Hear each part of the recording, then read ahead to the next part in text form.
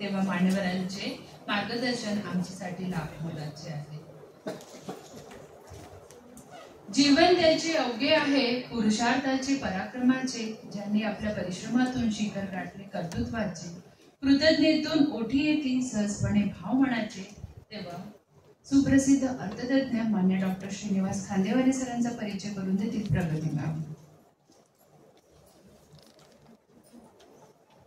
धन्यवाद. खूप सुंदर मार्गदर्शन केलं सर आणि बऱ्याच गोष्टी आम्हाला कळल्या पण. खूप खूप धन्यवाद. आणि सरांसाठी टाळ्या होऊन जाऊ द्या, कारण की अशा बऱ्याच गोष्टी त्यांनी सांगितल्या. खूप धन्यवाद सर. त्यानंतर आजच्या कार्यक्रमाची विदर्भ अर्थशास्त्र परिषद व सरदार पटेल महाविद्यालय चंद्रपूर यांची संयुक्त विद्यमाने आयोजित एक दिवसीय परिसंवादामध्ये आजच्या कार्यक्रमाचे प्रमुख वक्ते माननीय डॉक्टर श्रीनिवास खांदेवाले, सुप्रसिद्ध अर्थतज्ञ नागपूर, यांचा अल्पसा परिचय करून देते मी. त्यांचं शिक्षण आहे MA अर्थशास्त्र 1958, प्रथम श्रेणीमध्ये आलेले आहे ते. सुवर्ण पदक प्राप्त राष्ट्रसंत तुकडोजी महाराज नागपूर विद्यापीठ PhD अर्थशास्त्र 1971 मध्ये, LLB नागपूर विद्यापीठामध्ये. आणि त्यांचं अध्यापन 5 वर्ष पदवी वर्गाने त्यांनी शिकवलेलं आहे. 30 वर्ष त्यांनी पदव्युत्तर वर्गाने नागपूर विद्यापीठाच्या अर्थशास्त्र पदव्युत्तर विभागात, त्यांची विद्यापीठातील पदे अर्थशास्त्र प्रपाठक, विद्यापीठाच्या व्यवसाय प्रबंधन विभागाचे संचालक आहेत ते. विधी सभा व विद्वत सभेचे सदस्यत्व, अधिष्ठाता समाज विज्ञान विद्याशाखा. 16 संशोधकांना PhDचे पदवीचे यशस्वी मार्गदर्शन केले त्यांनी. 30 संशोधकांना MPhil साठी यशस्वी मार्गदर्शन केले. त्यांचे प्रकाशन आहे लेखन प्रकाशन Indian council of social science research ICSSR नवी दिल्ली द्वारा वित्तीय सहाय्य 6 प्रकल्प अहवाल पुस्तक रूपाने प्रकाशित. 2 MA ची पाठ्यपुस्तके, गेली 50 वर्ष वृत्तपत्रांमध्ये अर्थशास्त्रावर ते लिखाण करत आहे. आणि त्यानंतर त्यांची कविता संग्रह सुद्धा प्रसिद्ध आहे. वेळू फुले प्रकाशित, पुरोगामी चळवळीच्या पुस्तिका, विदर्भ राज्य संकल्पना, महाराष्ट्रातील कोरडवाहू शेती, संपादित समाजवादाच्या पहाटखणा असे त्यांचे लेखन प्रकाशित झालेले आहे. त्यांची पदे सचिव व नंतर अध्यक्ष नागपूर विद्यापीठ अर्थशास्त्र प्राध्यापक संघ, अध्यक्ष आहेत ते नागपूर विद्यापीठ अर्थशास्त्र परिषदामध्ये आणि जागतिक मराठी अर्थशास्त्र परिषदामध्ये सुद्धा, अध्यक्ष अखिल भारतीय शांतता व एकात्मता संघटना महाराष्ट्र. त्यांनी अनेक विदेश भेटी दिलेल्या आहेत. त्यांना पुरस्कार प्राप्त आहे अर्थद्रष्टा, Magnum foundation Nagpur, doctor Ramchandra Parnerkar Maharaj अर्थशास्त्र पुरस्कार पारनेर जिल्हा अहमदनगर. त्यांनी शेतकरी प्रश्न, आर्थिक धोरणांचे प्रश्न, जागतिकीकरणाचे प्रश्न, अनेक सामाजिक संघटनेमध्ये त्यांनी सहभाग घेतलेला आहे. श्रमिक संघटनाच्या इतर पुरोगामी चळवळी, विदर्भ राज्य निर्मितीची चळवळ अशी त्यांनी अनेक कार्य केलेली आहे. मी सरांना विनंती करते माननीय डॉक्टर श्रीनिवास विष्णू खांदेवाले यांना की त्यांनी आम्हाला मार्गदर्शन करावे.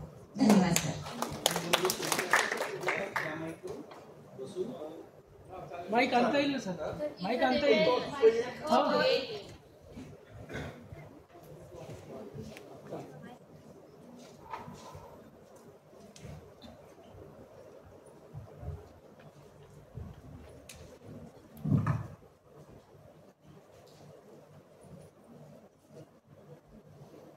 विदर्भ अर्थशास्त्र परिषद आणि सरदार पटेल महाविद्यालय यांच्या संयुक्त विद्यमाने आज आपण हा कार्यक्रम आयोजित केला आहे. त्याबद्दल सरदार पटेल महाविद्यालयाचे आम्ही आभार मानतो. त्यांनी ही सगळी व्यवस्था अतिशय उत्कृष्टपणे केली. दुसरे आभार डॉक्टर राजपूत यांच्या वतीने जावंदियांचे मानले पाहिजे. त्यांचा आग्रह होता की आपण हा कार्यक्रम करायचा, पण जावंदिया सर असल्याशिवाय करायचा नाही. म्हणून मग आम्ही तारखा बदलवल्या. आज त्यांचंही जमलं. आम्हाला सगळ्यांना तो आनंद आहे. मंचावरील सगळे आपण मित्र आणि बंधू भगिनींना, पहिली गोष्ट आपण लक्षात ठेवली पाहिजे की आज आपण केंद्र सरकारच्या योजना आणि भारतातल्या शेतीचा विचार करतो. त्यामध्ये आजच्या ज्याला आपण पॉइंट ऑफ टाइम म्हणतो, या क्षणी काय दिसत आहे आपल्याला त्याची आपण त्याचं विश्लेषण करतो. माझ्या 2 सहवक्त्यांनी आधीच सांगितलं की याचा एका विशिष्ट सरकारशी म्हणून आपण संबंध जोडायचा नाही. कोणत्याही वेळेला कोणतंही सरकार असलं तरी आमचा दृष्टिकोन तोच असतो. की जे वाईट दिसेल, जे पटलं नाही त्याच्यावर टीका करायची. मनमोहन सिंगांच्या वेळेला मी खेड्यापाड्यापर्यंत जायचं आणि मनमोहन सिंगांच्या धोरणावर टीका करायची. तर खेड्यातले लोक फार हुशार.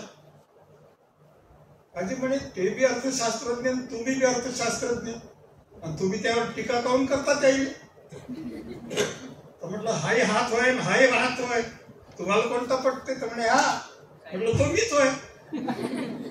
माझं म्हणणं तुम्हाला पटत असेल तर हो म्हणा, परंतु त्यांचं जर काही चुकत असेल तर ते दाखवणं अर्थशास्त्राचे विद्यार्थी म्हणून आमचं कर्तव्य आहे.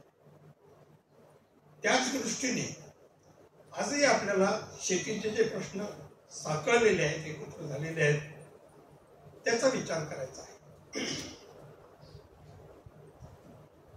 त्याच्या एक दोन महत्वाच्या बाबी अशा आहेत की मग जगदीय जे बोलले ते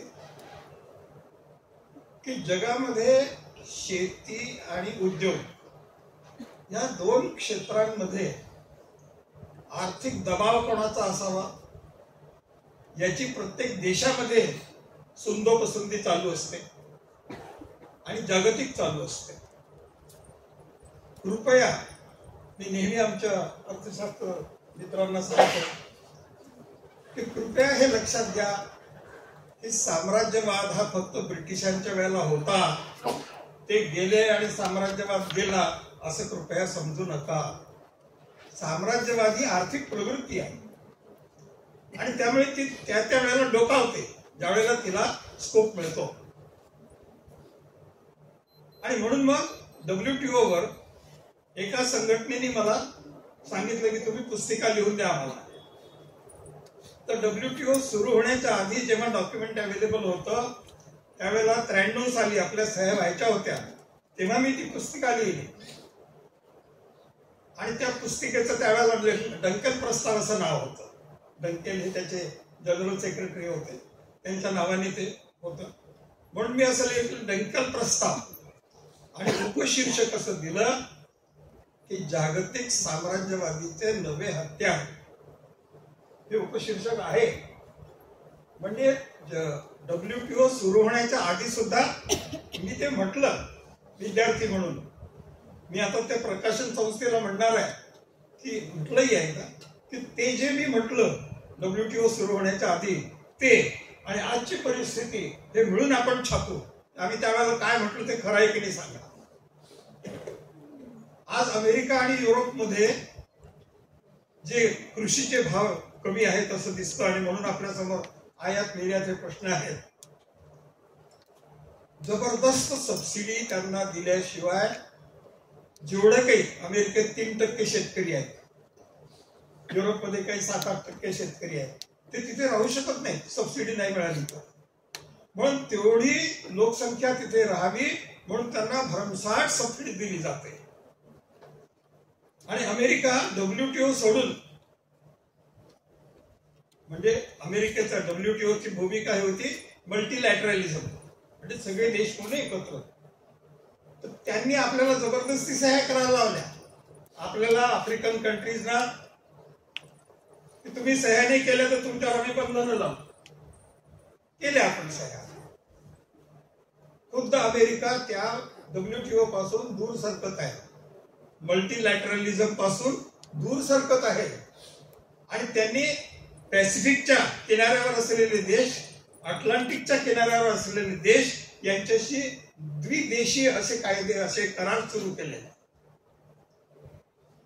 आणि अटी कोणत्या टाकल्या की तुम्हाला जे पाहिजे ते आम्ही देऊ. तुम्हाला युद्धनौका पाहिजे, जहाज पाहिजे, ते F-16 विमानं असतात ते पाहिजे, तुम्ही म्हणाल ते देऊ. फक्त तुम्ही आमच्या कृषी सबसिडीवर टीका करायची नाही. म्हणजे काय झालं की आमच्या कृषी धोरणावर तुम्ही टीका नाही करायची अमेरिकेच्या. मग हा साम्राज्यवाद नाही तर काय, हा काही बाजारवाद आहे? तो चालू आहे असं माझं निवेदन आहे. दुसरा प्रश्न आता असा येतो की इथे विद्यार्थी वर्ग बराच आहे म्हणून तो मुद्दा मी आधी घेऊन टाकतो, बाकीचे मुद्दे घेऊ आपण.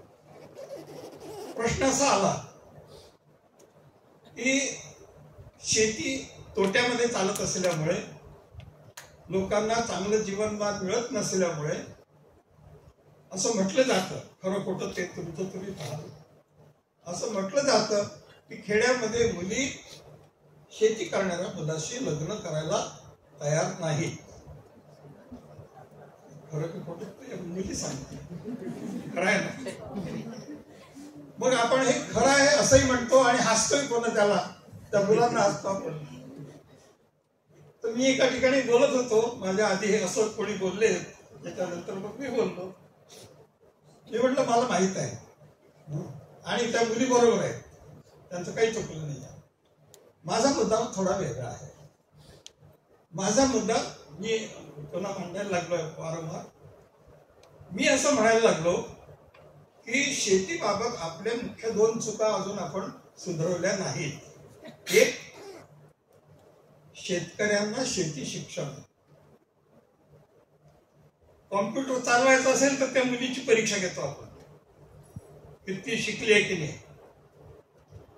शिक्षक असेल तर तो या परीक्षा पास झाले की नाही याची ती आपण परीक्षा घेतो. आणि शेती चालवायला काहीच नको. आणि विकृत परिस्थिती इतकी झालेली आहे की ज्याला बुद्धी असेल तो शहरामध्ये आणि जो खेड्यात असेल त्याला बुद्धी नाही असं समजून आपले व्यवहार चालवायचे.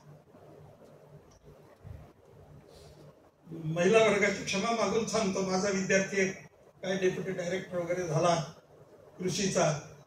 तो भेटल्यानंतर म्हटलं फार छान झालं, तुझी प्रमोशन झालं. सगळं फार वाईट आहे. म्हटलं काय रे बा.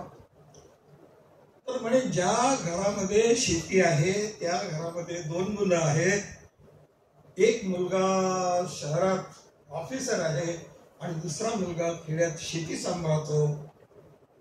त्या 2 जावांचा आपसात व्यवहार पाहिला तर तुम्हाला वाईट वाटेल. बरोबर आहे.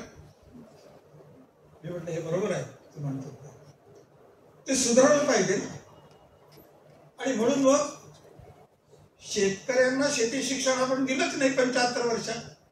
तर मी असं आजकाल सुचवायला लागलो की टीव्हीवर तुम्हाला ऑनलाईन सगळं अवेलेबल आहे. म्हणजे वेदांपासून तर संगीतापर्यंत सगळं तुम्हाला ऑनलाईन मिळतं. शेती शिक्षण का नाही मिळत मग.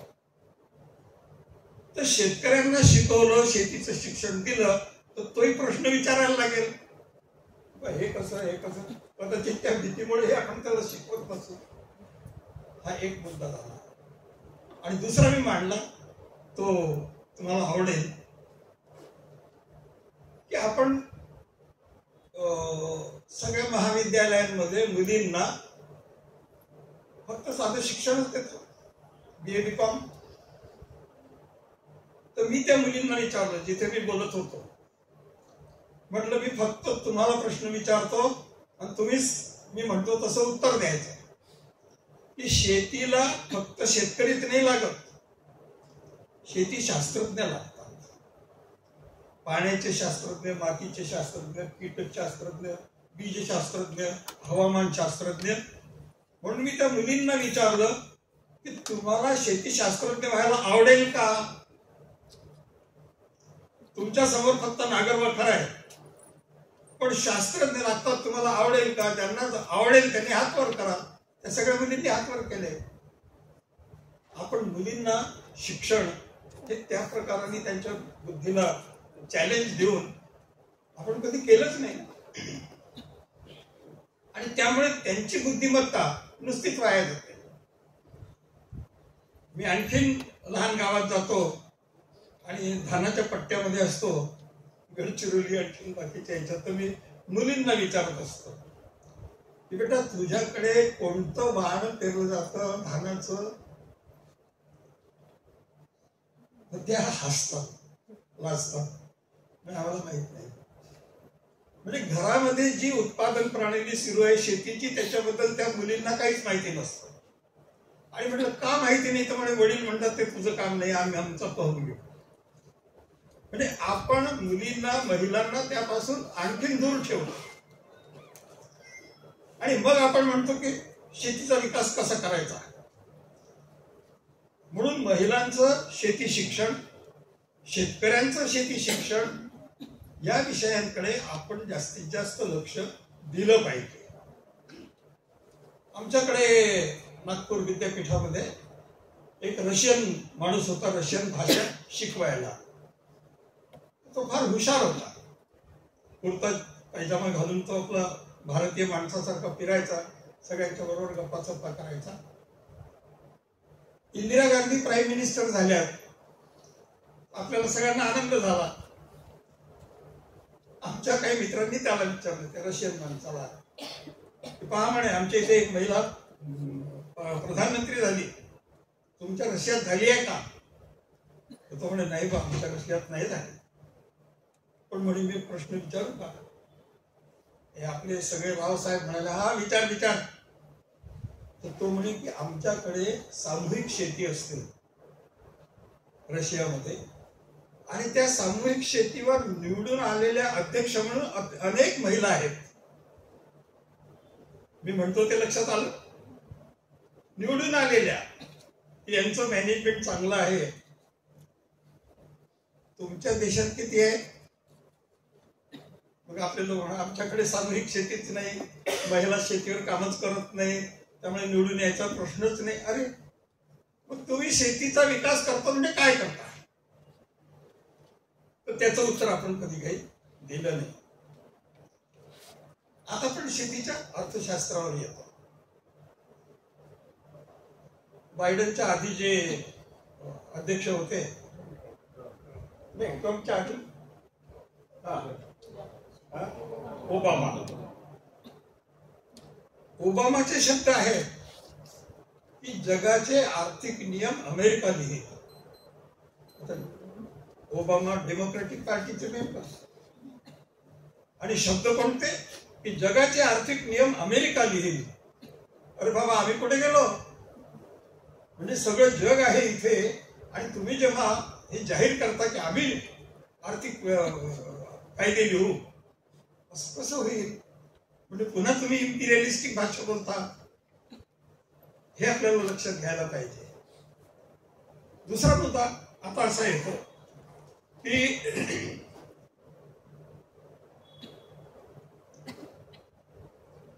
शेतीच्या विकासामध्ये आणि अर्थशास्त्रामध्ये आम्ही 3 भाग बोलतो. एक भाग असतो की सप्लाय साइड इकॉनॉमिक्स, म्हणजे सप्लाय वाढेल त्याच्यासाठी सगळ्या योजना.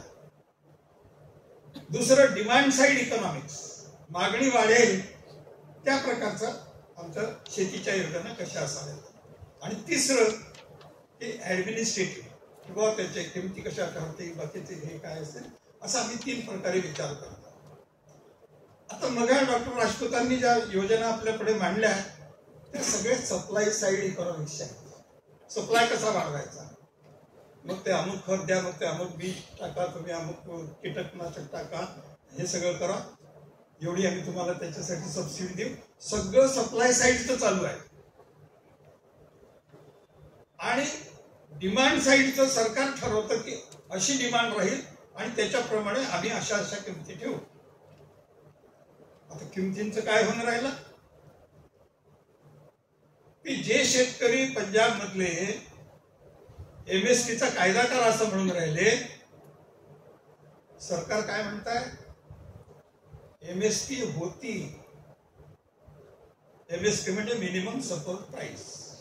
म्हणजे मग हा जो उल्लेख केला गेला कोणत्या कमिशनचा, स्वामीनाथन कमिशनचा, की शेतीचे सगळे खर्च प्लस 50% नफा असं मिळून मिनिमम सपोर्ट प्राइस असावी. त्या मिनिमम सपोर्ट प्राइसचा आपण नीट विचार केलेला नाही आहे. मिनिमम सपोर्ट प्राइस काय आहे की त्याचा उत्पादन खर्चही भरून निघत नाही, म्हणून त्याला निदान तेवढाच आधार द्या, है ना. तो मिनिमम सपोर्ट आहे, मॅक्झिमम नाही आहे. मॅक्झिमम तर तुमच्या औषधाच्या बाटलीवर असतो लिहिलेला MRP, याच्यापेक्षा जास्त नका लावू. शेतकरी MRP नाही मागत आहे, शेतकरी MSP मागतोय की मिनिमम सपोर्ट तर द्या मला जगण्याचा. तो पुष्कळ दूर राहिला लिव्हिंग वेज चांगला. हा, आणि दूरदूरचं बोलत जायचं. 2047 मध्ये आम्ही असे होऊन जाऊ, तसे होऊन जाऊ, लिव्हिंग वेज देऊन देऊ. अहो, मिनिमम वेज दिली जात नाही, त्याच्या खाली मनरेगाच्या वेजेस आहेत की ज्याला कोणाला कामच मिळत नाही त्याला मनरेगाचं काम दिलं जातं. आणि गेले 2-3 वर्ष मनरेगाचे भाव आपले रेट बदलले नाहीत.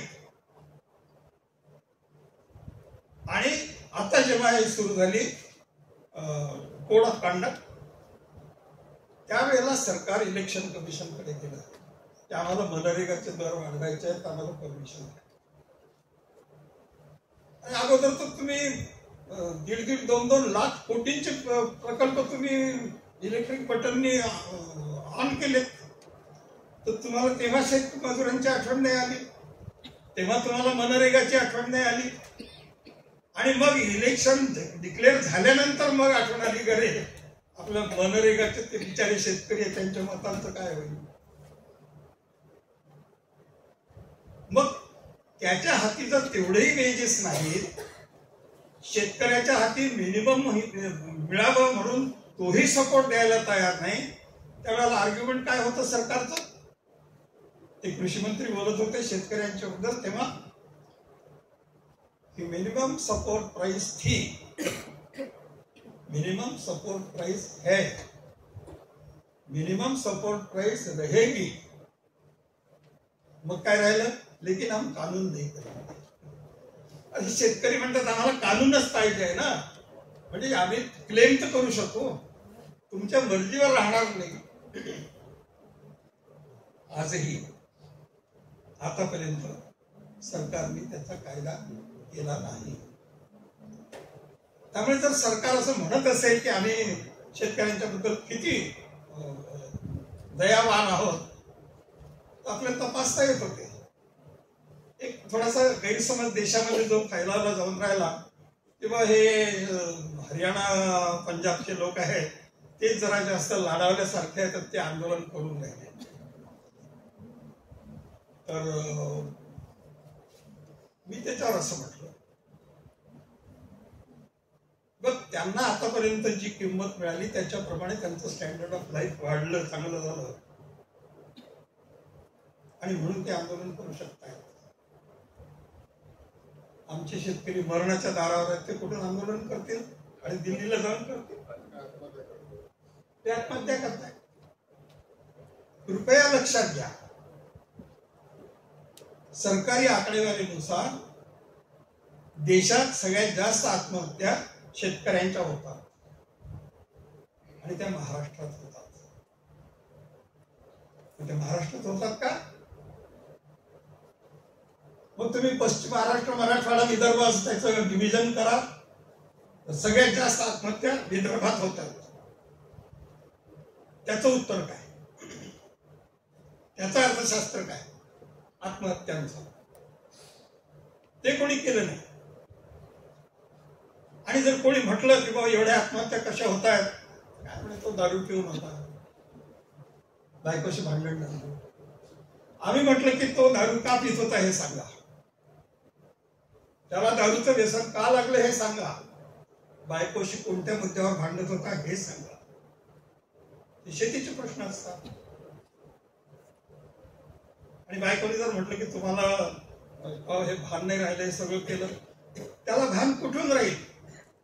उत्पन्न आणि खर्च याची जोडजाड करायची आहे, त्याच्यामध्ये त्याला भान कुठून राहील? आणि मग आपण त्याच्याकडून शहाणपण अपेक्षा करतो. आपलं शहाणपण खर्च नाही करत आपण.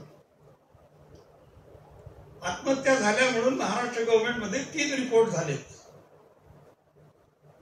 त्या वेगवेगळ्या कमिट्यांचे. तर असेंब्लीमध्ये, महाराष्ट्र असेंब्लीमध्ये तो प्रश्न चर्चेला होता. मला कुठल्या तरी चॅनलवाल्यांनी फोन केला किंवा असं असं झालेलं आहे, ते 3 रिपोर्ट आले. पण एका फार मोठ्या नेत्यांनी असं म्हटलं की बा त्या 3 रिपोर्ट वरून आपल्याला काही कळून नाही राहिलं की काय करावं. तर त्यांनी मला विचारलं की तुमचं काय मत आहे. म्हटलं त्याच्यातलं मिनिमम जो सपोर्ट कोणी त्या कमिटीने जाहीर केला असेल तो देऊन टाका, पण काही तर द्या. कारण त्या नेत्यांनी असं सुचवलं, बघा लक्षात घ्या, त्या नेत्यांनी असं सुचवलं की या तीनही रिपोर्टचा अभ्यास करायला आणखीन एक कमिटी नेमा. आणि ते 3 रिपोर्ट कसे? एक रिपोर्ट गोखले इन्स्टिट्यूटचा होता पुणे. तर मी पुण्याला गेलो असताना गोखले इन्स्टिट्यूटला गेलो.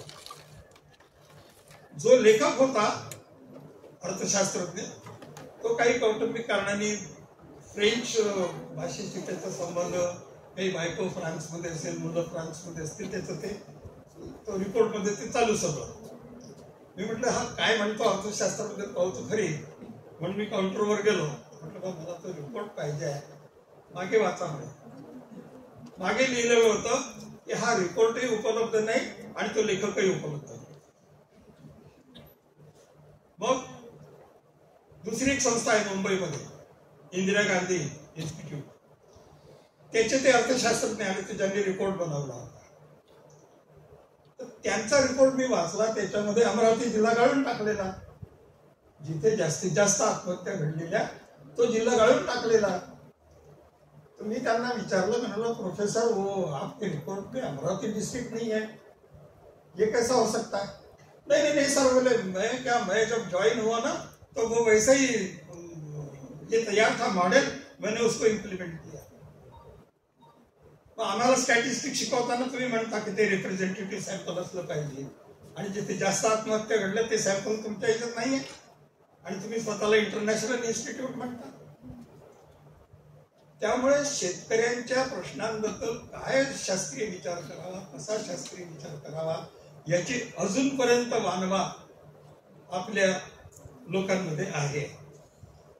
एक आणखीन मी तुम्हाला सांगतो, या 1-2 महिन्यामध्ये केंद्र सरकारकडून एक मेसेज आला राज्य सरकारला की तुम्ही जिल्हा विकास रिपोर्ट असं तयार करून सांगा. आणि ते सुरू झालं. तर काही पत्रकार माझ्याकडे आले, म्हणजे सर हे अर्थशास्त्राचे शब्द काही आम्हाला कळत नाहीत, आम्हाला सांगा. मी त्यांना सांगितलं. म्हटलं खास काय व कशा करता? नाही म्हणे ते जिल्हा रिपोर्ट आम्हाला तयार करायचा आहे, आणि म्हणे आम्हाला ते 3-4 तास आधी सांगतात की आज संध्याकाळी इतके वाजेपर्यंत द्या. तर म्हणे आम्हाला कोणाशी चर्चा करता येत नाही, जे आम्हाला माहिती आहे ते भरून टाकतो आम्ही. हे मी स्वतः जबाबदारीने बोलतोय, आणि मी विचारतोय की ही जबाबदारी नीट पार पाडली जाते का? लोकांच्या विकासाविषयी असं बोलण्याची की 4 तासात रिपोर्ट द्या जिल्ह्यात. त्यामुळे आपण लोकांच्या विकासासाठी किती जबाबदारीने काम करतो, किती शास्त्रोक्त पद्धतीने काम करतो, हे नीट तपासणं जाणं अत्यंत आवश्यक आहे. आता मी एक हे आणलाय रिपोर्ट वर्तमानपत्राचा, काल परवाचाच आहे, 24 तारीख. त्याच्यामध्ये शेतकऱ्यांचे इंटरव्ह्यूज आहेत. म्हणजे कदाचित तुम्ही मला म्हणाल की मी शहरी आहे, तुम्ही काही बघू शकता. तर 2 उमरेडचे शेतकरी आहेत, उमरेडकडचे, आणि 2 नरखेडकडचे. त्यांचे 4 लोकांचे इंटरव्ह्यूज आहेत. त्या इंटरव्ह्यू मध्ये काय म्हटलंय? कृषी क्षेत्रात पायाभूत सुविधांची वानवा, मग कसे वाढणार शेतमालाचे उत्पादन? जीएसटी मुळे उत्पादन खर्चात वाढ, प्रक्रिया उद्योगांचा अभाव.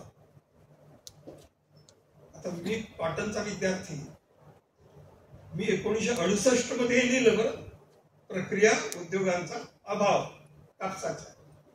आता 1968 पासून आपण 2024 पर्यंत आलो, पण ते काही उद्योग सुरू झाले नाहीत. त्याचा जो फायदा शेतकऱ्यांना मिळायचा तो अजून मिळाला नाही. आणि मग हे जे म्हटलं आहे की पायाभूत सुविधांचा वानवा, त्याची तो मुद्दा फार महत्वाचा आहे. चीनमध्ये जी ऍग्रिकल्चरल रेव्होल्युशन झाली, ज्याच्या आधारावर औद्योगिक रेव्होल्युशन झाली, क्रांती, तर ती कृषी क्रांती काय होती? तर माओ त्से तुंगनी एका दिवशी शेतमालाच्या किमती अगदी फार चांगल्या पद्धतीने वाढवून दिल्या. औद्योगिक किमती स्थिर होत्या. शेतमालाच्या किमती वाढवून दिल्याबरोबर पैसा खेड्याकडे जायला लागला. लोक घरं बांधायला लागले, रेडिओ विकत घ्यायला लागले, बाकीचं सगळं सुधारायला लागलं. आणि त्यांनी प्रत्येक शेताला रस्ता मिळेल, इथे म्हटलंय ना पायाभूत सुविधांची वाढ, प्रत्येक शेताला रस्ता मिळेल असं प्लॅनिंग करायला सांगितलं. आणि त्याच्यामुळे शेतामधला माल कोणी मध्यरात्री जातो आणून घेतो, कोणी दुपारी जातो आणून घेतो, रस्ता उपलब्ध आहे आणि तो खेड्यापर्यंत येतो. खेड्यातले बाजार फुलायला लागतात. हे माओ तुमच्या वेळेची गोष्ट झाली, 1979च्या आधीची, 50-60 वर्ष झाली. मग 2002 मध्ये काय झालं भारतामध्ये, डॉक्टर मनमोहन सिंग प्रधानमंत्री होते त्यावेळेला, शेती विकासाचा दर एकदम 2% वर आला. मनमोहन सिंग होते त्यावेळेला. तर त्यांनी असं सांगितलं की प्रत्येक जिल्ह्याच्या तिथे हा विचार करा की शेती विकास कसा वाढवता येईल, आणि तुम्हाला आवश्यकता पडल्यास काही अर्थशास्त्रज्ञ वगैरे त्याच्याशी तुम्ही जोडून घ्या. नागपूरच्या लोकांनी मला त्याच्याशी जोडलं, म्हणून ते काय चालू होतं ते मला कळलं. त्यावेळेला मी हा मुद्दा मांडला की प्रत्येक शेताला रस्ता मिळेल, अंधन आपण म्हणतो, त्याची रिकमेंडेशन आधी करा. म्हणजे उद्योगांचा विकास आम्ही करतोय का, म्हणून तर ईज ऑफ डुईंग बिझनेस, सरकार मोठ्या आवाजात सांगतं, आम्ही उद्योजकांना अशा सुविधा देतोय की त्यांना आपलं उद्योग चांगल्या पद्धतीने करता येईल, सुकर. शेतकऱ्याला का नाही? मी माझ्या PhDच्या वेळेला 7 जूनला एका खेड्यात होतो कॉटनचा विचार करायला. तो शेतकरी माझा इंटरव्ह्यू घ्यायला लागला. म्हणे साहेब आज 7 जून आहे ना? म्हटलं हो. मृग लागला ना म्हणे आज? म्हटलं हो. माझ्यापाशी बी का नाही म्हणे हे तुम्ही मला सांगा. माझ्यापाशी सरकारकडून बी का नाही आलं हे मला सांगा.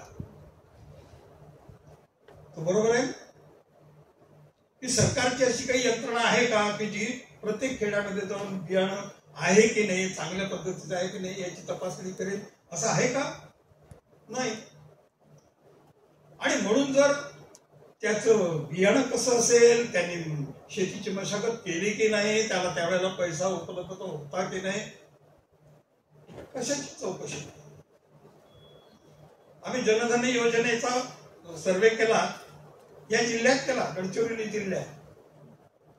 पारोमिताचं जे गाव आहे त्याच्या आसपास खेड्यांमध्ये. निष्कर्ष काय निघाला की त्याचा उपयोग करायला यंत्रणा नाही, त्याचं प्लॅनिंग नाही. आणि आज गव्हर्नमेंट ऑफ इंडियाचा जनधन योजनेचा रिपोर्ट काय आहे की तिथे कर्ज वसुली होत नाही, तिथे NPA नॉन परफॉर्मिंग ऍसेट्स निर्माण झाले. त्यामुळे आपण खर्च केला म्हणजे विकास केला असं जर कोणी म्हणायला लागलं तर आजकाल त्याच्यावरही आपल्याला विश्वास ठेवता येत नाही की त्याची निष्पत्ती काय निघाली की नाही. आणि मग निष्पत्ती जोपर्यंत निघत नाही तोपर्यंत त्या शेतकऱ्याच्या नावाने आपण खर्च करतो, तो शेतकरी तसाच राहतो. आणि म्हणून मग आज पुन्हा असं झालेलं आहे, शेतकऱ्यांच्या नावाने इतक्या मोठ्या योजना आहेत आणि याच्यातही या शेतकऱ्यांनी इंटरव्ह्यू दिलेले आहेत, त्या आमच्यापर्यंत त्या येऊन पोहोचत नाही. त्यात असं सांगितलं गेलं की महाराष्ट्राचा विकास का होत नाही. आमचे एक पॉप्युलर लीडर आहेत, त्यांनी सांगितलं की डबल इंजिन असल्याशिवाय महाराष्ट्राचा विकास होणार नाही. तुम्ही आम्हाला दिल्लीसाठी पण निवडून द्या, मुंबईसाठी पण निवडून द्या, डबल इंजिन असलं तर विकास होईल. डबल इंजिन 10 वर्ष झाले इंजिन आहे, तरी हे इंटरव्ह्यू आहेत शेतकऱ्यांचे. की मूलभूत सुविधा आम्हाला नाहीत. त्यामुळे राजकीय क्षेत्रामध्ये काही घोषणा निघाल्या म्हणजे आपण त्याच्यावर तसाच्या तसा विश्वास ठेवणं हेही योग्य नाही. त्याचं विश्लेषण हे झालंच पाहिजे. आता मी माझ्या तरुण विद्यार्थी मित्रांना एक प्रश्न विचारतो. आम्हाला सगळ्यांनाही लागू आहे. आमचे सगळे मित्र त्याचं उत्तर देऊ शकतात की महाराष्ट्र म्हणजे पुरोगामी, महाराष्ट्र म्हणजे श्रीमंत. मग मी विचारतो, महाराष्ट्राचं शेतीमधलं इतर राज्यांच्या तुलनेने कितवं स्थान आहे? एखाद दुसरं अंदाज सांगा, कितवं स्थान असेल? 7 आहे. आणखीन कोणी सांगेल? हा, 4. बर. आणखीन कोणी? आपण हे 2 मी तर म्हणेल की सरकार म्हणतो की आम्ही तर सगळ्याच गोष्टीत पहिला असतो महाराष्ट्र. मी पहिलं म्हणेल. यांनी 4थं आणि यांनी 7वं म्हटलं. आता हा रिपोर्ट आहे सरकारच्या आकडेवारीवर राज्यांचं रँकिंग केलेलं. त्याच्यामध्ये 28 राज्यांपैकी महाराष्ट्र 26व्या क्रमांकावर आहे. 28 राज्यांपैकी कृषी विकासामध्ये म्हणजे दर हेक्टरला किती उत्पन्न निघतं, दर हेक्टरला किती उत्पन्न निघतं, त्याच्या आकडेवारीवरून महाराष्ट्र हा 28 राज्यांपैकी 26व्या क्रमांकावर आहे. म्हणजे 28 म्हणजे खूप प्रगती झाली असं तर नाही ना. मग प्रश्न येतो असं का? आणि मग त्याच्यात आपण येतो की तुम्ही लक्ष द्याल तर प्रगती, आणि लक्ष जर देणारच नाही तर प्रगती होईल कुठं? उद्योगांची प्रगती म्हणजे शेतकऱ्यांची प्रगती असं नाही आहे. तर तुम्ही उद्योगाची प्रगती दाखवता. आता गंमत सांगू, म्हणजे ते आकडेवारी फसवी सुद्धा असते पण आकडेवारी खरी पण असते. तर शेतीच्या बाबतीत महाराष्ट्र 28 पैकी 26व्या क्रमांकावर, आणि मागच्या वर्षी महाराष्ट्रामध्ये अब्जोपतींची वाढलेली संख्या सुद्धा 26च.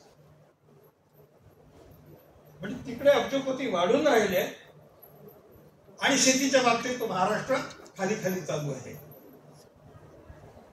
त्यामुळे शेती आणि उद्योग याच्यामधली जी विसंगती आहे ही तर स्पष्ट होते. आणि मग ती विसंगती असताना कोणी आम्हाला येऊन सांगावं की आता आम्ही इतकं बियाणं वाटलं, तितकं कीटकनाशक वाटलं, इतके आम्ही इरिगेशनला पैसा दिला, ते प्रगती आहे का? हे काय आहे मग? आणि मग विदर्भ आपण 56 सालापासून त्यांच्याबरोबर गेलो, म्हणजे आज 65 वर्ष झाले. आमचे एक मित्र आहेत ते हायकोर्टात गेले इरिगेशन प्रोजेक्टच्या आधारावर, किंवा ह्याचं काय झालं आम्हाला सांगा. हायकोर्टाने गव्हर्नमेंटला नोटीस दिली की मग काय झालं ते सांगा. त्यांनी काही सांगितलं. हे आमचे मित्र म्हणाले की साहेब म्हणे मला हे पटून नाही राहिलं, कारण मजूर जी आकडेवारी ती काही असं सांगत नाही. हे जे म्हणतायत सरकारी ऑफिसर, त्यांना प्रतिज्ञापत्रावर तुम्ही बोलायला सांगा, म्हणजे माझं समाधान होईल.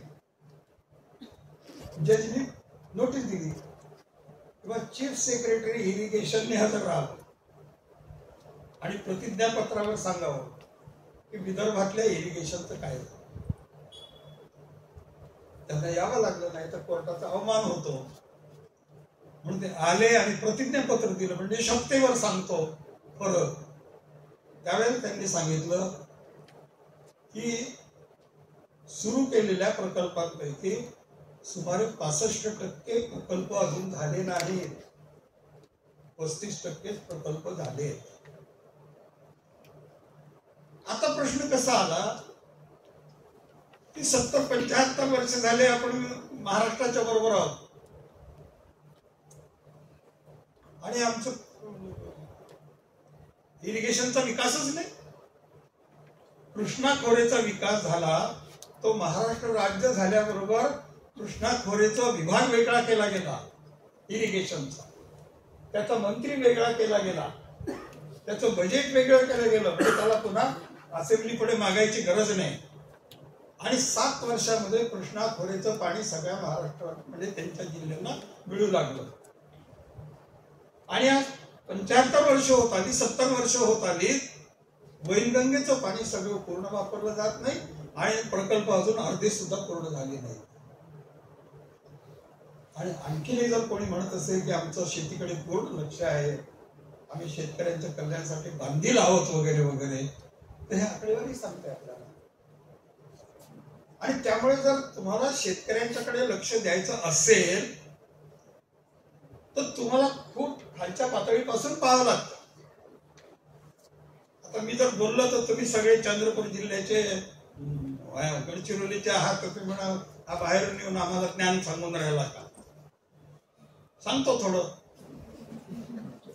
की 6000 तलाव आहेत, 6000 तलाव आहेत पूर्व विदर्भामध्ये. त्या तलावांची खोली वाढवली गेली नाही, त्याचं पाणी पूर्ण वापरलं जात नाही. आणि आता तलावांच्या जमिनीमध्ये शाळा, कॉलेजेस, दवाखाने सगळे सुरू झाले. तर तुम्ही म्हणाल की ही प्रगती चालू आहे, तुम्ही मान्य करेल मग तुम्ही आणि तुमची प्रगती, पण ही शेतीची प्रगती आहे. आम्ही असलेले तलाव भरतायत अळूनी आणि त्याच्यावर सगळं काही कॉलेज वगैरे सगळं लोकांचे फ्लॅट वगैरे होत आहेत हे आम्ही पाहतोय. आणि तरी आम्ही म्हणतो की आमची शेतीची प्रगती होऊन राहिलेली आहे. मग हे तुम्हाला आम्हाला इथे कळतं तर मुंबईमध्ये कळत नाही का. आणि मग त्यांनाही कळतं असं आपण म्हटलं तर प्रश्न आणखीन गंभीर आहे की त्यांना कळतं, कायदा त्यांच्या हाती, बजेट त्यांच्या हाती, तुम्हाला देत नाही, करायचं नाही. आणि करायचं नसेल तर नका करू, आम्हाला काय मोठं वाईट नाही वाटणार. म्हणू नका की आम्ही शेतकऱ्यांचं कल्याण करतो, असं म्हणू नका की आम्ही शेतकऱ्यांचं कल्याण करतो. त्यामुळे शेतकऱ्यांचं कल्याण हा काही त्यांच्यावर उपकार नाही आहे, ते समान नागरिक आहेत या देशाचे. विषम परिस्थितीमध्ये 12 महिने श्रम करणारा तो एक वर्ग आहे, आदिवासी, महिला आणि बाकीचे सगळे. आणि तरी आपण त्यांना मिनिमम वेज मिळेल, मनरेगाच्या बरोबरीने मिळेल याची चिंता सुद्धा करत नाही, असा प्रश्न आहे. म्हणजे ज्याला आपण इंग्लिशमध्ये सेन्सिटिव्हिटी म्हणतो, त्यांच्याविषयी आपल्या मनामध्ये काय धारणा कोणती आहे. आणि ती जर आहे असं आपण म्हणत गेलो आणि असं दुर्लक्ष करत गेलो तर ती विसंगती सगळीकडे आज न उद्या दिसून जाते. आणि ती जर आज दिसायला लागली म्हणजे हायकोर्टामधलं सरकारचं प्रतिज्ञापत्र हे दाखवतं की महाराष्ट्र 26व्या याच्यावर आहे. तर ह्या विसंगती आता सगळ्या लोकांपर्यंत पोहोचायला लागल्या. आत्महत्यांचे आकडे हे लोकांपर्यंत आता सगळं पोहोचायला लागलंय, लोकांना माहिती व्हायला लागलाय, काही गुप्त राहत नाही. आणि अशा वेळेला आपण जर समान विकास करून दिला नाही तर त्या त्या राज्यांमध्ये, मी काही महाराष्ट्र एक वेगळा असं नाही म्हणा, जिथे जिथे असं घडत असेल तिथे तिथे एकसारखी अशांतता निर्माण होते. आम्ही एक छोटीशी पुस्तिका विदर्भ राज्य आंदोलन समितीने काढली आहे, त्याचा आकडा फार मजेदार आहे. त्या पुस्तिकेचं शीर्षक आहे ओसाड गावांचा अशांत प्रदेश विदर्भ. आमचे मित्र पत्रकार आहेत नागपूरला, त्यांच्या लक्षात असं आलं की आकडेवारी घेतल्यानंतर की मुला मुलींना इथे नोकऱ्या नाहीत, इंजिनियर झालेल्या, म्हणून ते पुणे मुंबईकडे दरवर्षी जातात. यंदा ती मुलं गेली की पुढच्या वर्षी त्यांचे आई वडील जातात. हे स्थलांतर चालू आहे. आणि त्याच्यामुळे विदर्भाचे 4 आमदार संख्या कमी झाली आहे. 1 खासदार कमी झालाय. 66 आमदारांच्या ऐवजी आपण 62 वर आलो आणि 11 खासदारांपैकी 10 वर आलो. सरकारचं लक्ष आहे का? सरकारने सॉरी म्हटलंय का तुम्हाला? सरकारने स्थलांतर थांबवण्यासाठी काही केलं आहे का? तुम्ही औद्योगिकरण मागितलं की तुम्हालाच आळशी म्हणतात. आणि मी असं म्हटलं की आमच्या इंजिनियर मुला मुलींच्या आधारावर पुण्याचं औद्योगिकरण अवलंबून आहे. सगळे तिथे विदर्भाची मुलं मुली आहेत. आणि एकाही उद्योजकांनी म्हटलं नाही की हे आळशी आहे. पण तुम्हाला काही करायचं नाही म्हणून तुम्ही आम्हाला आळशी म्हणता. आम्ही कसं काय मान्य करू? तुम्ही काही म्हणाल. आणि त्यामुळे समान विकास मिळवून घेणं हे प्रत्येक नागरिकाचा अधिकार आहे असं मी तुम्हा सर्व मुलींनाही सांगतो. तुम्ही मुली आहात म्हणून तुम्ही काही लाजायचं काम नाही. तुम्ही म्हणायचं की आमचा हा अधिकार आम्हाला मिळालाच पाहिजे. तुम्हाला जर असं वाटलं की तुम्हाला शास्त्रज्ञ व्हायचं आहे, पाणी शास्त्रज्ञ, कीटक शास्त्रज्ञ, बीज शास्त्रज्ञ, तुम्ही म्हटलं पाहिजे सरकारला की आम्हाला शास्त्रज्ञ व्हायचं आहे, आम्हाला तसं शिक्षण द्या बरं. त्यामुळे तुम्ही समान नागरिक आहात आणि या देशाच्या विकासावर तुमचा समान अधिकार आहे. मग जेव्हा तुम्ही म्हणाल तेव्हा त्यांना जाग येईल. तुम्ही असं जर समजाल की आपोआप जाग येईल तर इरिगेशन सारखं होईल. 70 वर्ष होऊन जातात, आपण बोलत नाही, ते करत नाही. आपण झोपून राहतो आणि ते झोपेचं सोंग करतात. त्यामुळे ही जी विकास प्रक्रिया चालू आहे त्याच्यामध्ये नव्या पिढीला हे शिकावं लागेल की हा आमचा अधिकार आहे आणि आमचा अधिकार आम्हाला विकासाचा मिळाला पाहिजे. तरच नवीन आर्थिक युग सुरू होईल की जिथे महिलाही शास्त्रज्ञ आहेत, त्याही चांगल्या पद्धतीने काम करतात, विकासाला मदत करतात. आणि नाही तर मग काय शिकलेल्या महिला आहेत, गृहिणी झाल्या, शिक्षणाचा पैसा तसाच गेला. फक्त शिकले एवढंच नशीब. तसं व्हायला नको. आणि म्हणून मग आपण जेव्हा म्हणतो किंवा हे सप्लाय साइड इकॉनॉमिक्स फक्त सुरू आहे सरकारचं, की या जाती लावल्या म्हणजे इतकं उत्पादन वाढेल, एवढं पाणी दिलं म्हणजे एवढं उत्पादन वाढेल. उत्पादन वाढण्याच्याच फक्त योजना आहेत. किंमत देण्याच्या, MSP देण्याच्या योजना नाहीत. भीती दाखवली जाते की MSP मुळे भाववाढ होऊन जाईल.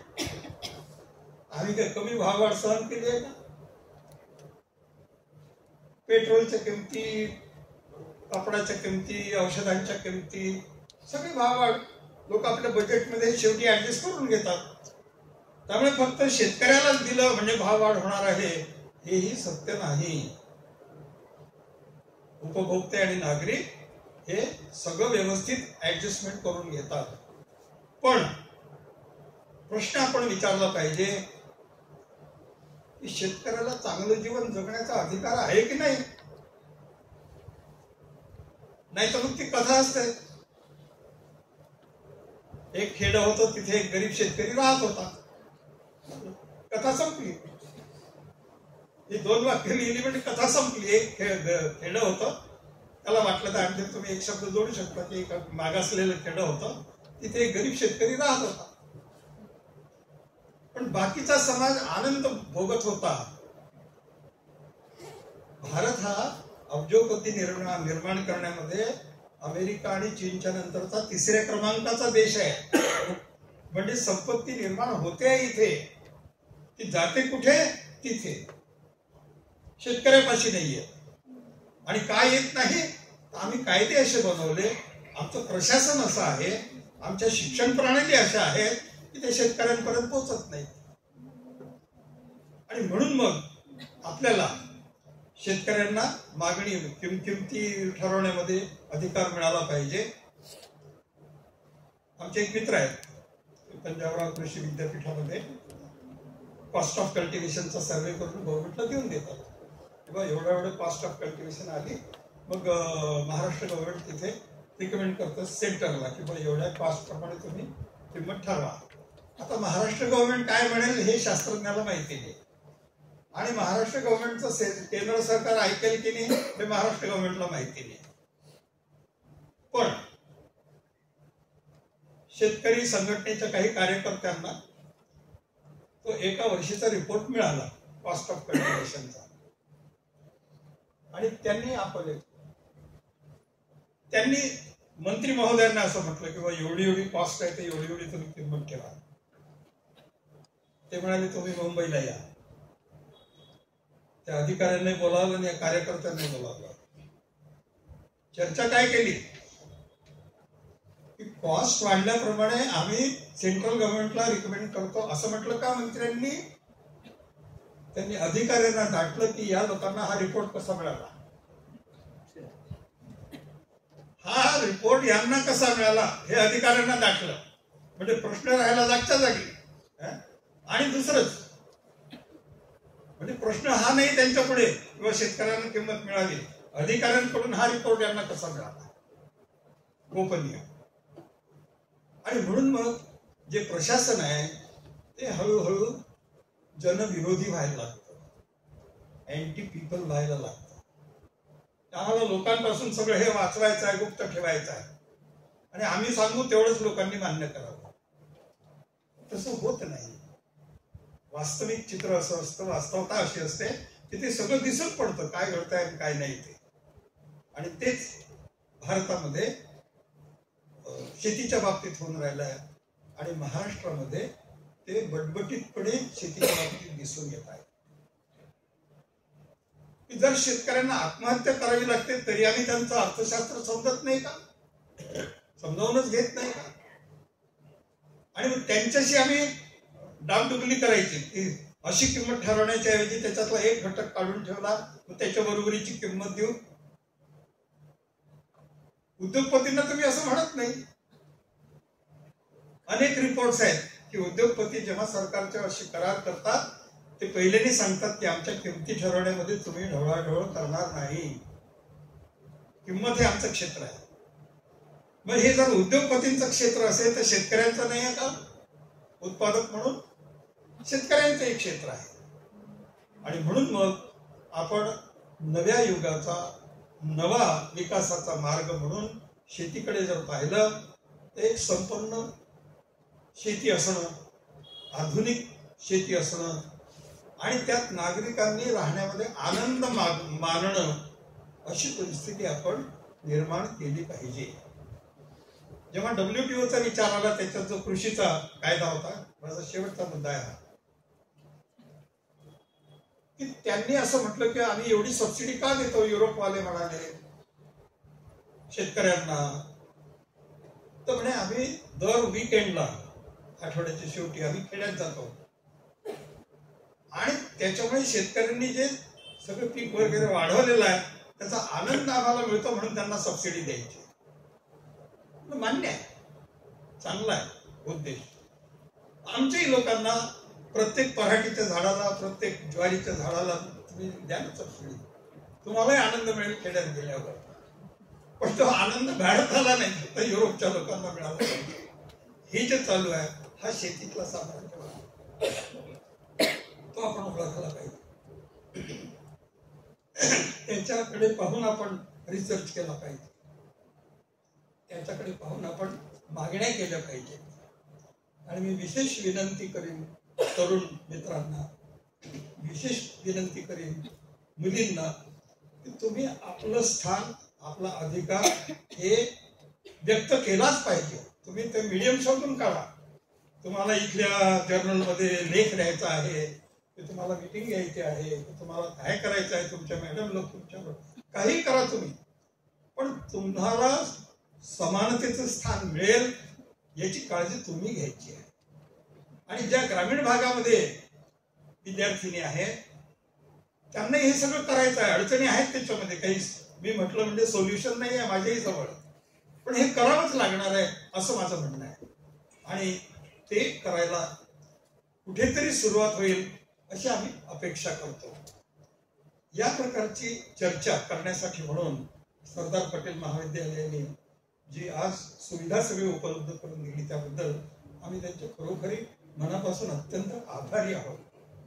आणि त्यांच्याबरोबर म्हणजे आमच्या मॅडम आहेत त्यांच्या पण आम्ही आभारी आहोत. ते आमच्या कन्यकेसारखे आहेत त्यामुळे त्यांचे आभार नाही मानले पण या कॉलेजने आम्हाला फार चांगल्या सुविधा उपलब्ध करून दिल्या. आपण सगळ्यांनी खूप शांतपणे ऐकून घेतलं. आमची विनंती आहे की या सगळ्यांचा विचार व्हावा आणि याच्यातून एक नवीन विकासासाठी विकसित समाजासाठी नवा विचार निर्माण त्याच्यातून व्हावा. केवळ त्याच चक्कीमध्ये पुन्हा धान्य टाकलं आणि खालून पीठ निघालं याला विकास नाही म्हणत. ते मेकॅनिकल आहे, यांत्रिकी आहे. म्हणून तो नवीन विचार पाहिजे, नव्या पद्धतीने न्याय मिळाला पाहिजे आणि त्याच्यातून कृषी क्षेत्राला उद्योगांच्या बरोबरीचा न्याय मिळाला पाहिजे. हे तुमचं आमचं उद्दिष्ट असलं पाहिजे. एवढं बोलून मी माझे 2 शब्द सांगतो.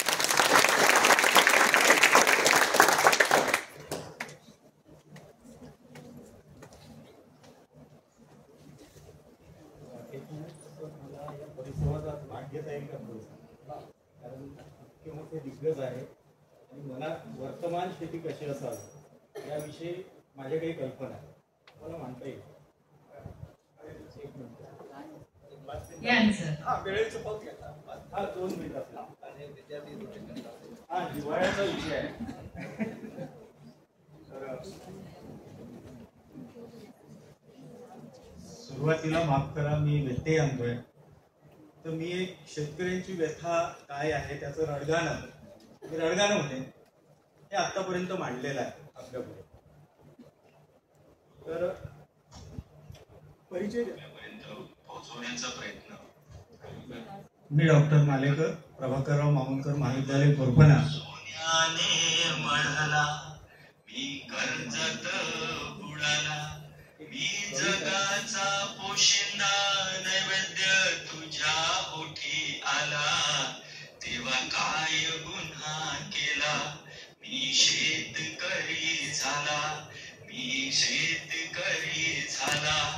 तू सोन्याने मढला मी कर्जात बुडाला तेव्हा काय गुन्हा केला मी शेतकरी झाला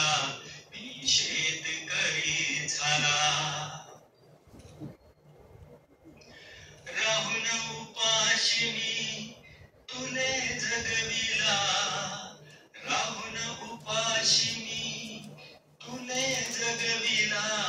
नाही अंगावर चिंधी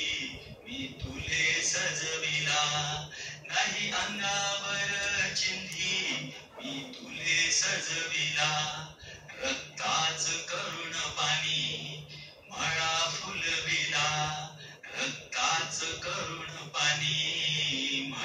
फुलविला मुल मागता लाचार मी झाला तेव्हा काय गुन्हा केला मी शेतकरी झाला तू सोन्याने मढला मी कर्जत बुडाला तेव्हा काय गुन्हा केला मी शेतकरी झाला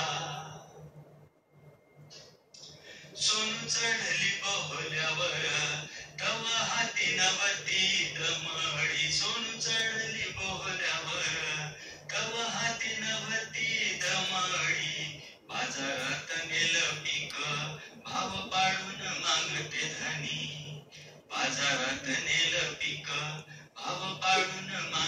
धनी वळले पाय डोहाकडे तवा अवतरले नाही तुम्ही देवा काय गुन्हा केला मी शेतकरी झाला तू सोन्याने मढला मी कर्जात बुडाला तेव्हा काय गुन्हा केला मी शेतकरी झाला जगाचा अन्नदाता सदा राहिला उपाशी मी राजस पोशिंदा नाही सन्मान कधी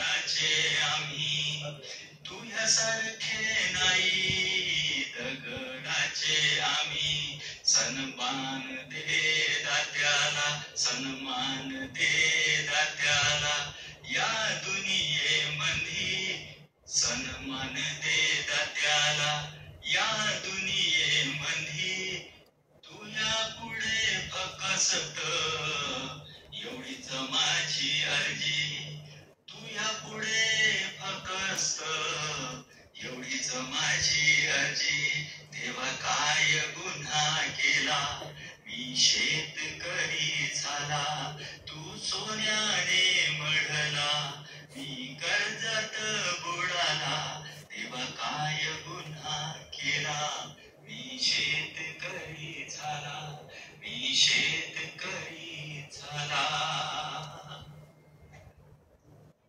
धन्यवाद. तुम्ही ही कविता ऐकून घेतली आणि हे माझ्या मनातली सन आहे, कारण मी एक शेतकऱ्याचा मुलगा आहे.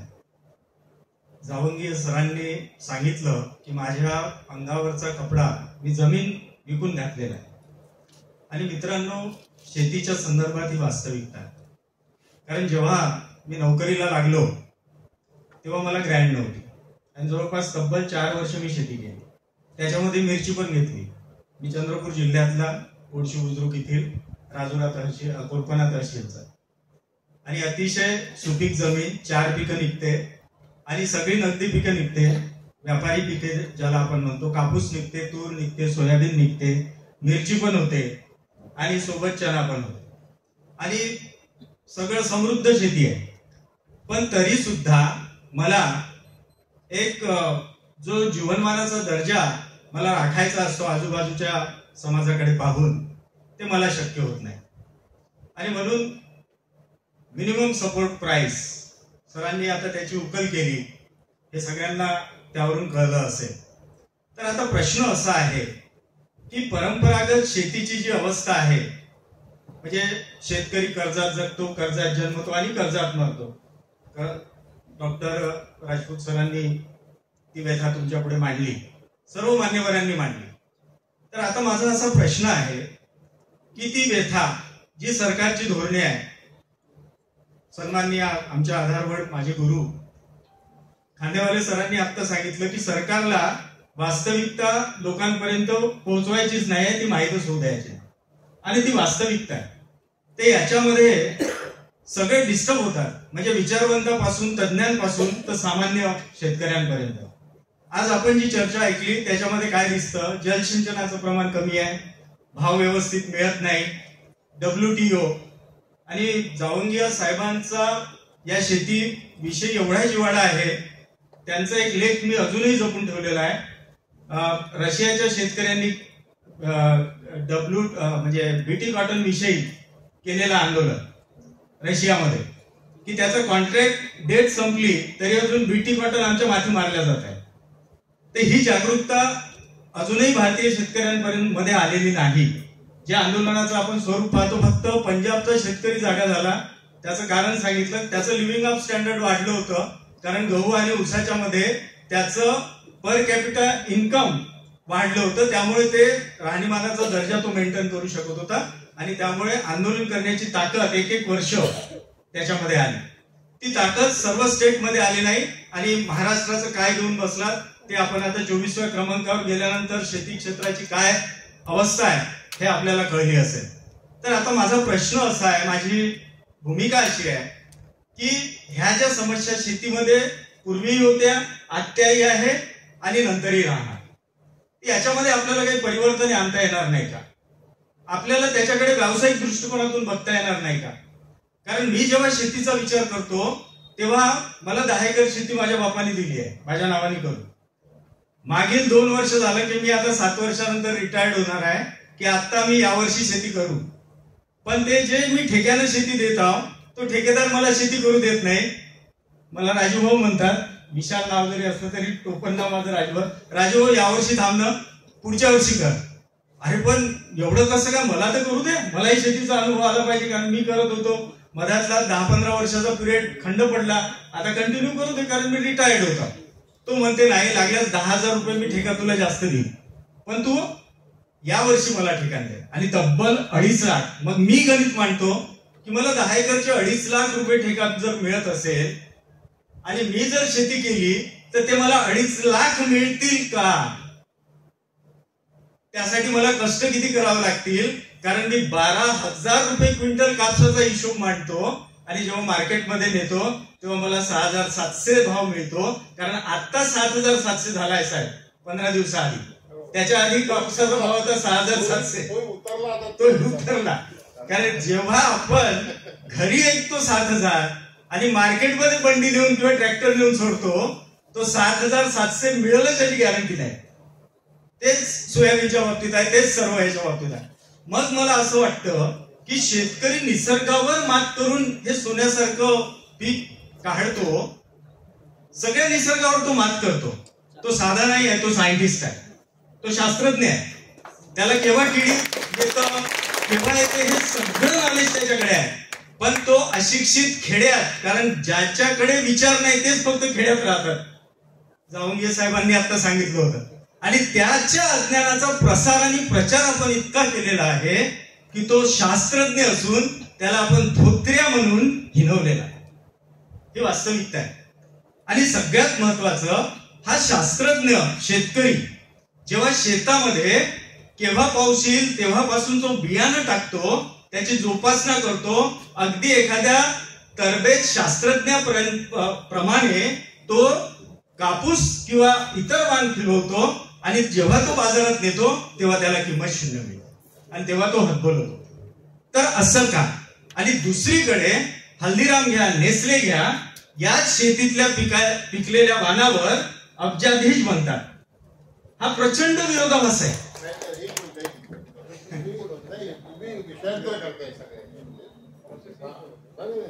माझी सर एक माझी कन्सेप्ट क्लिअर होऊ द्या, बोलायला संधी देईल. काय होत आहे की याच्यामुळे सगळ्या शेतकऱ्यांचे प्रश्न सुटत नाही. प्लीज तुमची कन्सेप्ट पुढे करा. यस सर, मला ऐकायला आवडेल. फार चुकीचं सगळं हे करतात. आणि म्हणूनच मला तुमच्याकडून ते माझ्या डोक्यातला जो गोंधळ आहे तो मला दूर करायचा. तर मला असं म्हणायचं आहे की हे जे आपण परिस्थिती बदलू नाही शकणार का सर? आता मी मुद्द्यावर येतो. कारण मी जेव्हा अभ्यास करतो की कापूस आपण पिकवतो, 7,000 भाव डिक्लेअर होतो. मागच्या वर्षी 12,000, या वर्षी मला 7,000 विकावं लागते.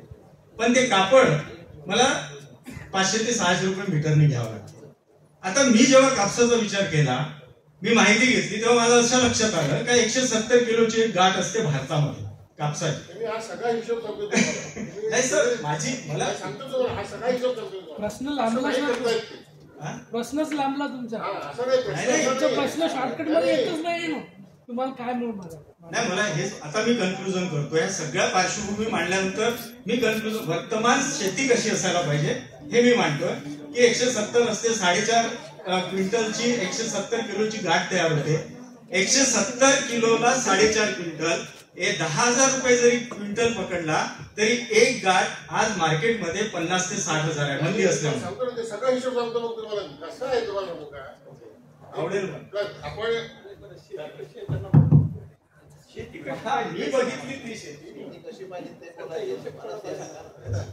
तेच सांगतो की मला म्हणायचं आहे की हे पारंपरिक शेती करण्यापेक्षा प्रत्येक गावामध्ये सोसायटी आहे, एक हब उभा केला पाहिजे. आणि छोटे छोटे चरखे आणून जर आपण प्रेसिंग जर आपल्या गावातच उभं केलं आणि त्याचं प्रोसेसिंग करून जर तो माल मार्केटमध्ये आला, किंवा आपण जीन मार्गाशी जर कॉन्ट्रॅक्ट केला की आम्ही कापूस नाही बाबा, आमच्या गाठी बनव आणि त्या रेटने आम्हाला दे, कारण सरकी आणि ढेपेचा वेगळाच हिशोब लागलेला आहे, बरोबर.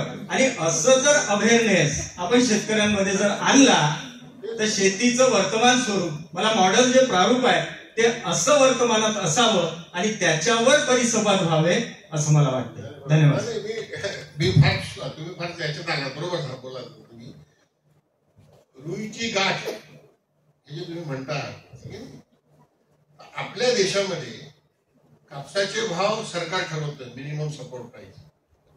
पण जगाच्या बाजारात मी मगाशी तुम्हाला सांगितलं, जगाच्या बाजारात प्रति किलो रुईचाच भाव येतो अमेरिकेच्या बाजारामध्ये. त्याला सबसिडी कारणीभूत आहे. मग आणि भांडण कुठे आहे? भांडण इथे नाहीये. भांडण आपला देश सबसिडी देत नाही, त्याच्यावर काही पर्याय आहे की नाही? सबसिडी दिली पाहिजे, हा पर्याय आहे त्याच्यात. सरळ सरळ नाही, ते देऊ शकत नाही. मी सरकारांनी देत नाही सबसिडी. नाही नाही नाही असंच म्हणायचं, बिलकुल असंच आहे. कारण तुम्हाला समजून जे मगाशी बोललो मी, तुम्ही जी कविता मांडली की नाही, जर प्रत्येक कडवं घेतलं तर मी त्या प्रत्येक कडव्याचं उत्तर माझ्या याच्यामध्ये आहे. जर तुम्ही बारकाईने पाहिलं तर तुम्ही पाहून घ्या, प्रत्येक कडव्याचं उत्तर नाही. हे प्रतिनिधित्व भारतातल्या शेतकऱ्यांचं प्रतिनिधित्व. मी पुन्हा एक वाक्य वापरलं, त्याच्याकडे तुमचं लक्ष गेलेलं माहित नाही. अमेरिका आमच्या देशातले शेतीचे भाव ठरवेल का, असा मी मुद्दा मांडलेला आहे. त्याला जोडतो का ठरवेल तेच नव्हतं ना.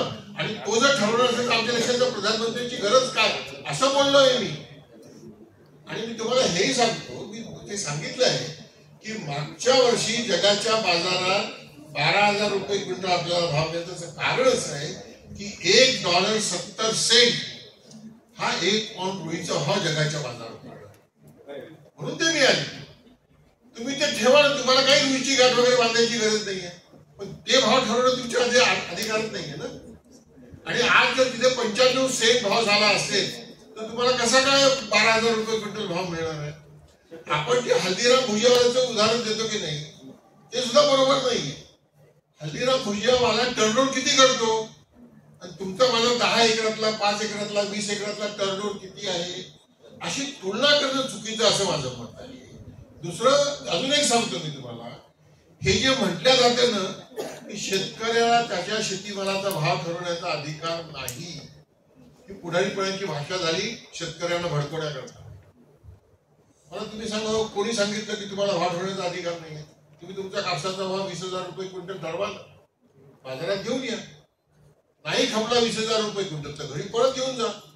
मी दुकानात जातो, त्याला ही डॉट पेन विचारतो, तो मला सांगतो ही 20 रुपयाची आहे, मला नाही वाटली, मी नाही घेत, तो आपण ठेवून देतो. तुम्ही 20,000 रुपये क्विंटल कापसाचा भाव किंवा 10,000 रुपये क्विंटल गव्हाचा भाव ठरवून सांगितलं तर कोणी तुम्हाला हातकड्या लावणार आहे का? नाही खपलं तर तुम्ही परत घरी घेऊन जा. बाजारात भाव का मिळत नाही हे आम्ही शेतकऱ्याला समजून सांगायचं. मला काय वाटतंय की आम्ही सगळा घोटाळा करतो. आम्ही अमेरिकेमध्ये भाव वाढले की आमच्याकडे वाढतील, अमेरिकेमध्ये भाव पडले की आमच्याकडे पडतील, याच्यावर अटक करतच नाही. आम्ही शेतकऱ्याला खरा दोष कुठे आहे हे समज. माझा माल बाजारात आला, व्यापाऱ्यांनी भाव पाडला, आपण त्या व्यापाऱ्याशी भांडायला तयार होतो. तो व्यापारी 2 पैसे कमवण्याकरता धंदा करतो. त्याच व्यापाऱ्यांनी 12,000 रुपये क्विंटल भाव दिला, तो व्यापारी जो 12,000 देत होता तो आज 7,000 का देत नाही? काय याचं कारण आहे? याचं कारण आहे 1 लाख रुपये खंडी रुईचा भाव होता तेव्हा, जेव्हा तुम्हाला मला 12,000 रुपये भाव मिळाला.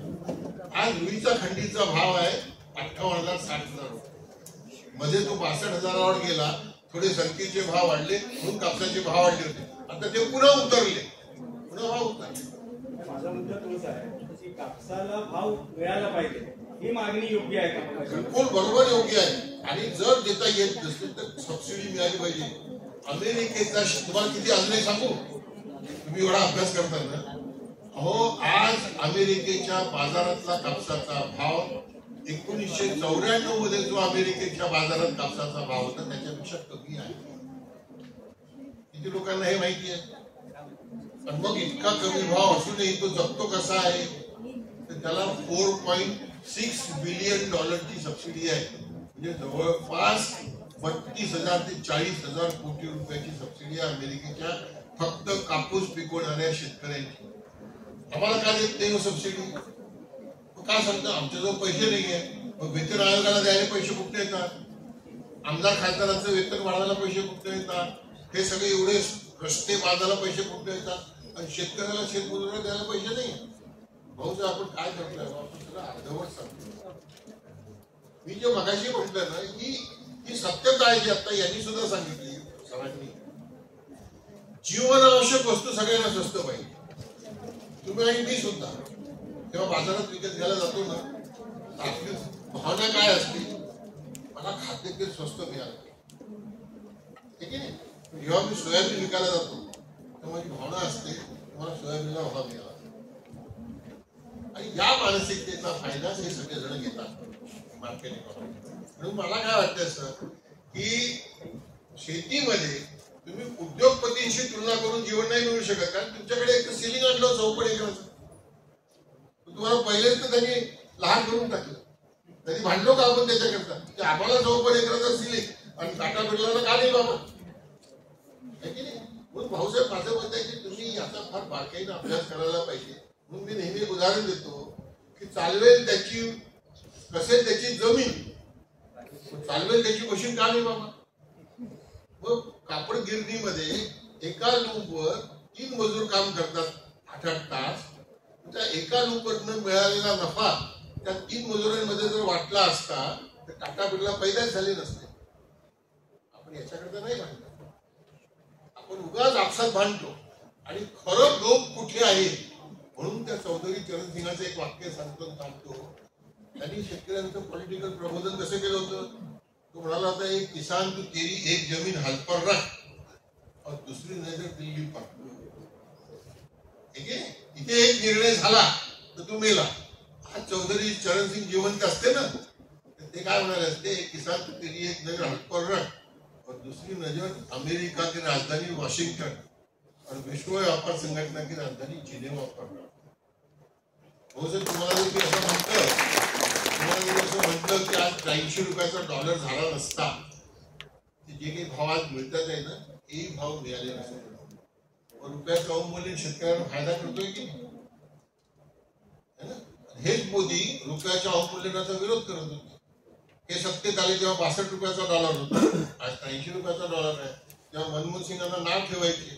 आता रुपयाचं अवमूल्यन झालं त्याचा दोष येत नाहीये, पण रुपयाचं अवमूल्यन झालं तुम्ही वाचलो थोडेसे भाऊसाहेब. किती कॉम्प्लिकेटेड आहे. मग हे सर्वसामान्य माणसाला समजून सांगणं किती कठीण आहे. मला असं वाटतंय की तुमच्याशी सहमत आहे, पण ही तुलना चुकीची आहे. ही आलू चिप्सला भाव मिळतात, मग आलूला का मिळत? धन्यवाद सर, हीच मला अपेक्षा होती आणि त्याकरता मी थोडीशी खिपली उकळली आणि एवढं माहीत झालं. धन्यवाद सर. धन्यवाद सर. यानंतर आभार प्रदर्शनासाठी मी आमंत्रित करते तृषा लावडे सरांना. सर, आभार प्रदर्शन करा.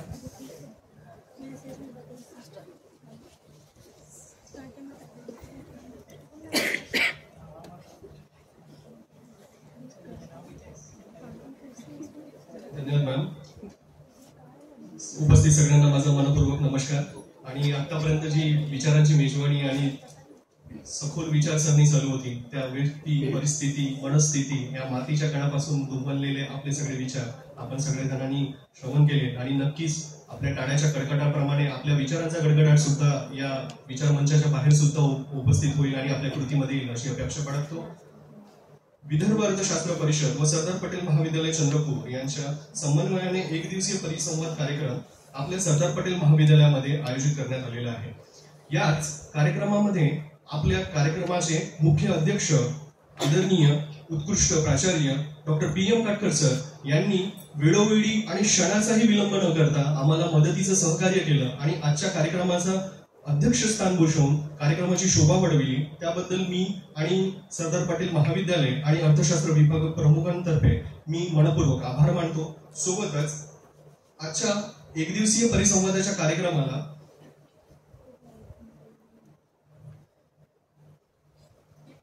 माननीय डॉक्टर श्रीनिवास खांदेवाल सर यांनी विशेष करून आपली उपस्थिती दर्शवून वैचारिक मूल्यताचे जे आम्हाला चेतवणारे मार्गदर्शन केले त्या संदर्भात मी सरदार पटेल महाविद्यालयातर्फे आपल्या सर्वांचं आपल्यांचं सगळ्यांचं मार्गदर्शन केल्याबद्दल मनपूर्वक आणि शतशः ऋणी आभार मानतो.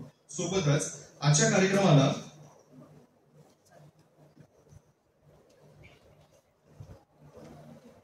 श्री विजय जावंदिया सर यांनी सुद्धा मोलाचे आणि अप्रतिम मार्गदर्शन करून आमच्या विचारांपर्यंत आणि आमच्या विचारांच्या पलीकडे या भारतातच नव्हे तर जागतिक दर्जाच्या परिस्थितीपर्यंत आपण आपल्या विद्यार्थ्यांची नाड, वैचारिक नाड कशा प्रकारे जोडू शकू हा विचार, प्रगल्भ विचार आमच्या समोर मांडून आम्हाला चेतवलं. त्याबद्दल मी आपलं मनपूर्वक आभार मानतो.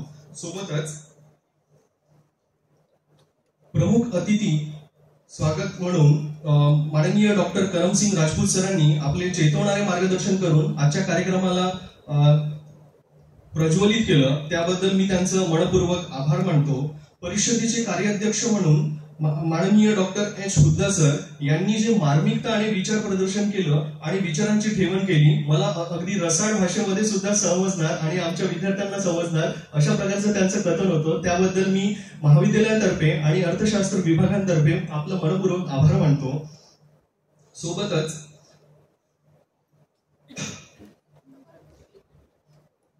आजच्या कार्यक्रमाला आवर्जून उपस्थित असलेले माननीय प्राचार्य डॉक्टर खत्री महाविद्यालय डॉक्टर JM काकडे सर आपल्यामध्ये उपस्थित होते, पण काही कारणास्तव ते उपस्थित राहू शकले नाही.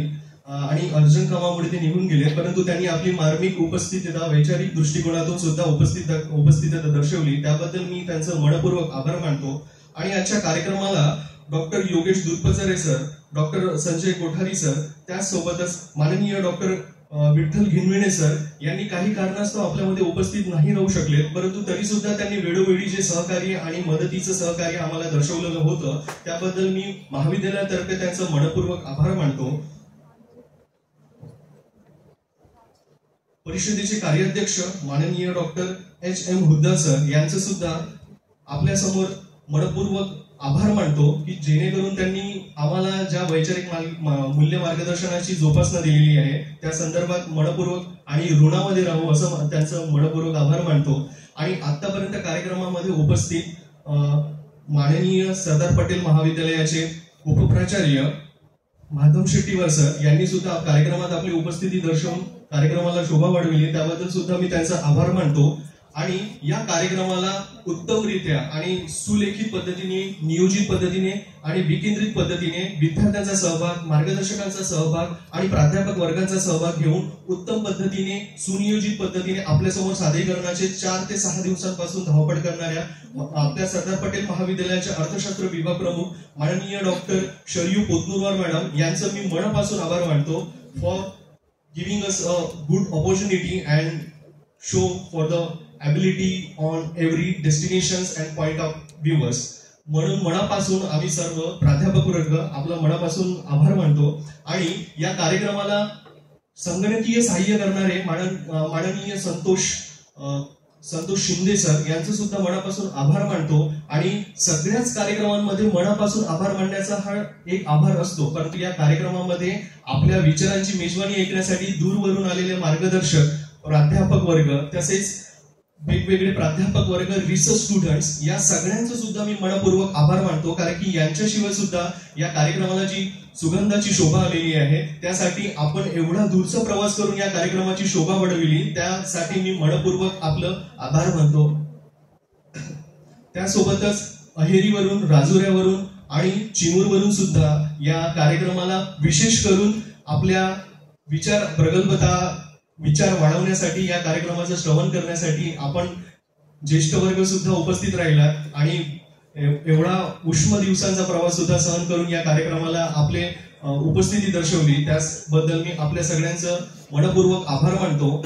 आणि या प्रत्येक कार्यक्रमाला कर्मचारी वर्गांच्या मेहनतीचा जर सुगंध आला नाही तर तो कार्यक्रम यशस्वी होत नाही. त्यासाठी मी अमरभाऊ, भारतीताई, सुवर्णाताई, आरतीताई आणि आम्हाला वेळोवेळी मदत करणारे देशमुख भाऊ आणि अनंत पद्धतीने प्रत्यक्ष आणि अप्रत्यक्ष रित्याने आम्हाला वेळोवेळी सहकार्य करणारे अनंत विद्यार्थी, कर्मचारी आणि या सगळ्यांसमवेत म्हणजेच आपण उपस्थित वर्ग यांचं मनपूर्वक परत एकदा आभार मानतो. आणि अध्यक्षाच्या वतीने परवानगीने हा कार्यक्रम इथे संपन्न झाला असं जाहीर करतो. परंतु आपल्या सगळ्यांना या कार्यक्रमाची सांगता करण्यासाठी सगळ्यांना जागेवर उभं राहून राष्ट्रगीतांचं ग्रहण करावं लागणार आहे, तरी सगळ्यांनी सावधान स्थितीत उभं राहावे.